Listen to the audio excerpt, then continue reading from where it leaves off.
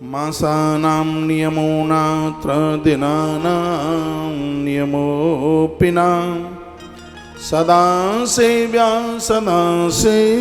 देवी भागवतं नरै।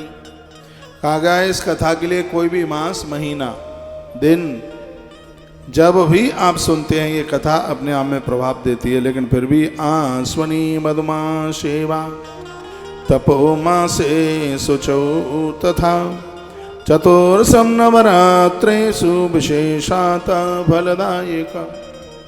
लेकिन इन महीनों में ये कथा सुनी जावे तो इस कथा का फल ज़्यादा है। क्या क्या है? आश्वनी, आश्वन कहते हैं क्वार का महीना, आसौज का महीना, और मधुमासे, मधु मास कहते हैं चैत्र का महीना।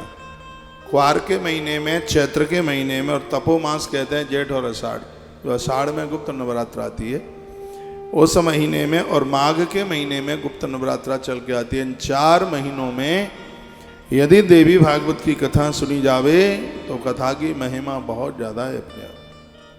कौन कौन से तीर्थ हैं जहाँ जाना बहुत ज़्यादा जरूरी है? लिखा है एक है जहाँ गंगा बहती है वह तीर्थ, जैसे प्रयाग है, काशी है, हरिद्वार है, उन जगहों पर जरूर जाइए। हरिद्वार जाइए, सोमवती अमावस्या कुरुक्षेत्र में पड़ जाए, हरिद्वार में पड़ जाए, सप्तपुरियों में पड़ जाए, 4 धामों में पड़ जाए, ब्रजभूमि में पड़ जाए, उसका पुण्य कितना है तराजू लेकर के तौला नहीं जा सकता।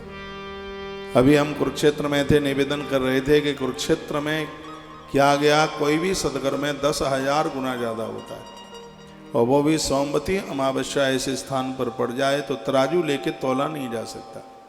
उसकी इतनी महिमा है। देखिए, जब तक रहेगी जिंदगी फुर्सत न होगी काम से, कुछ समय ऐसा निकालो प्रेम कर लो राम से।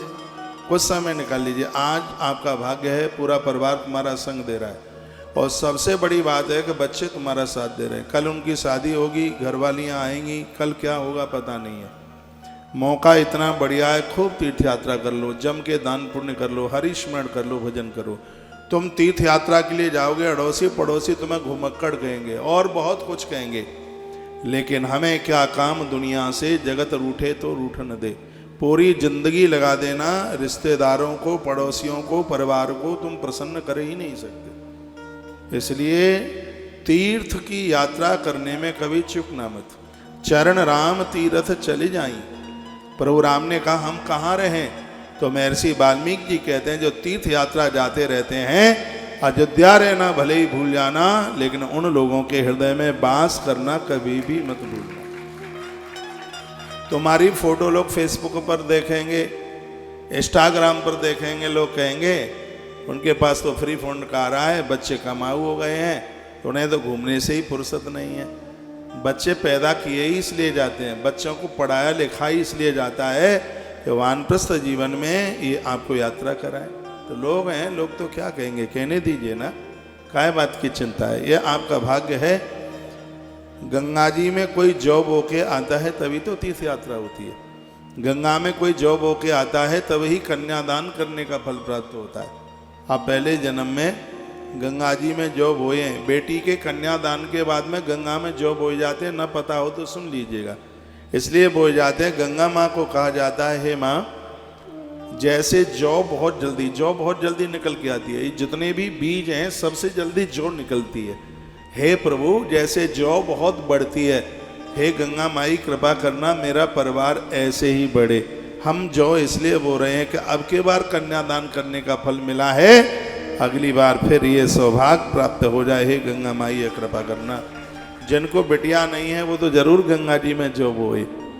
हाँ, क्योंकि बेटी का दान तो बहुत बड़ी महिमाएं। देखिए तो क्या सुंदर कहा गया है, गंगा जाइए, गया जी जाइए, नैमिषारण्य जाइए, मथुरा जाइए, पुष्कर जाइए और बद्रीनाथ जाइएगा। फिर पूछा गया है कि कोई इतना बूढ़ा हो गया, इतनी जगह नहीं जा सकता, तो फिर क्या करे? तो फिर जवाब दे दिया, नहीं जा सकता तो यथाई देवी मख एस विप्रहा। फिर किसी ब्राह्मण के मुख से देवी भागवत की कथा सुन ले तो उसकी संपूर्ण ये यात्रा पूरी हो जाएगी। ऐसा वर्णन है श्रीमद् देवी भागवत के महात्म्य के अध्याय नंबर 1 का श्लोक नंबर 36 नंबर का श्लोक है। जिसको मैं गा के बता रहा हूँ। लिखा है तथा न गंगा न गया न काशी न नेमिषं नो मथुरा न पुष्करम पुनातिशद्यो वदरी बनम नो यथा ही देवी मखे सविप्राह।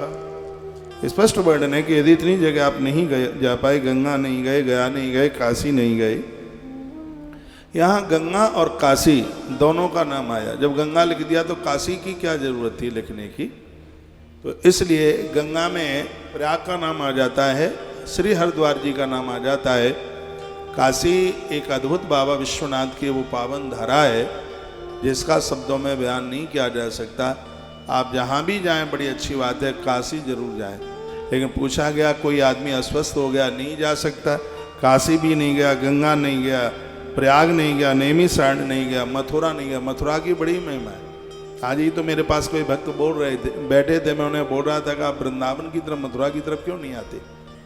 कोटि कल्प काशी बसे मथुरा कल्प हजार, एक निमिष तुलसी बसे हैं तो तुले न तुलसीदास। 1 करोड़ साल तक काशी में रहोगे, 1000 वर्ष तक श्री मथुरा जी में रहोगे, एक बराबर उसका पुण्य है। कभी समय निकालकर मथुरा के तीर्थों को कीजिए, वहाँ की ब्रज यात्रा कीजिए, बड़ा अद्भुत आनंद आता है।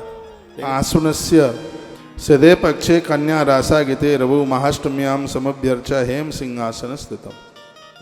सोने के सिंहासन पर इस ग्रंथ को दान करने से, पूरे वर्ष भर अष्टमी का व्रत करने से जितने पुण्य की प्राप्ति होती है, एक बार श्रीमद् देवी भागवत की कथा सुनने से उतने फल की प्राप्ति हो जाती है। इतनी बड़ी महिमा है।